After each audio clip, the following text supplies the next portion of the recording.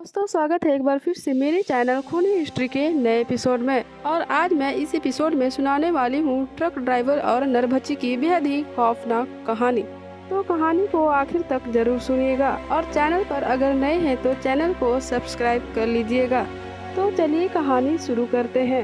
रात का अंधेरा घना हो चुका था और सड़क पर सन्नाटा पसरा हुआ था। राजू एक अनुभवी ट्रक ड्राइवर था। वह लंबी यात्रा पर निकला था। वह उसी रास्ते पर कई सालों से ट्रक चला रहा था, लेकिन आज की रात कुछ अलग थी। एक अजीब सा डर था, एक अनकहा सा भय उसके दिल में समा रहा था। कुछ घंटों की ड्राइव के बाद उसने सड़क के किनारे एक आदमी दिखा। उसने हाथ उठाकर राजू से लिफ्ट मांगी। राजू ने ट्रक रोक दिया और उस आदमी को अंदर बैठने के लिए इशारा किया। वह आदमी अधेड़ उम्र का था, चेहरे पर अजीब सी मुस्कान और आंखों में एक डरावनी सी चमक थी। राजू ने पूछा, कहाँ जाना है? आदमी ने धीरे से कहा, तुम जहाँ जाओगे वहीं जाऊंगा।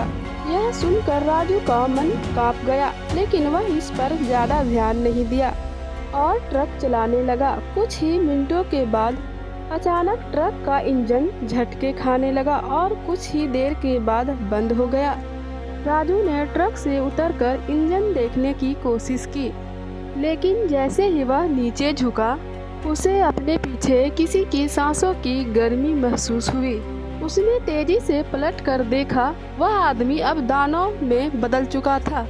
उसकी आंखें लाल अंगारे जैसी चमक रही थी, नुकीले दांत बाहर निकले थे और उसके हाथ पंजों में तब्दील हो चुके थे। इससे पहले कि राजू कुछ समझ पाता, वह आदमी राजू पर झपट पड़ा और राजू को कसकर पकड़ लिया और उसकी गर्दन पर अपने नुकीले दांत गड़ा दिए। राजू की चीखें सुनसान सड़क पर गूंज उठी, लेकिन सुनने वाला कोई नहीं था। दर्द से कराहते हुए उसकी आंखें धीरे धीरे बंद हो चुकी थी।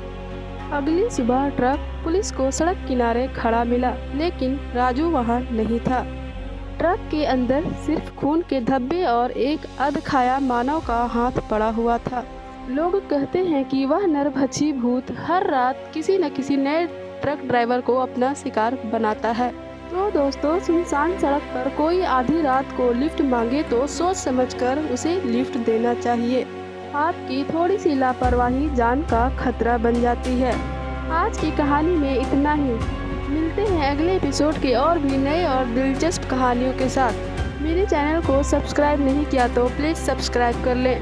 मेरी कहानी को यहाँ तक सुनने के लिए आपका धन्यवाद।